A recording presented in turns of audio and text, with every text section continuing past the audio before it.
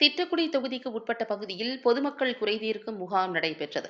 கடலூர் மாவட்டம் திட்டக்குடி தொகுதிக்கு உட்பட்ட மலையனூர் கிராமத்தில் பொதுமக்கள் குறைதீர்க்கும் முகாம் நடைபெற்றது. இம்முகாமில் தொழிலாளர் நலன் மற்றும் திறன் மேம்பாட்டுத்துறை அமைச்சர் சி வே கணேசன் கலந்து கொண்டு நலத்திட்ட உதவிகளை வழங்கினார். இந்நிகழ்வில் அரசு அலுவலர்கள், கட்சி நிர்வாகிகள் என ஏராளமானவர்கள் கலந்து கொண்டனர்.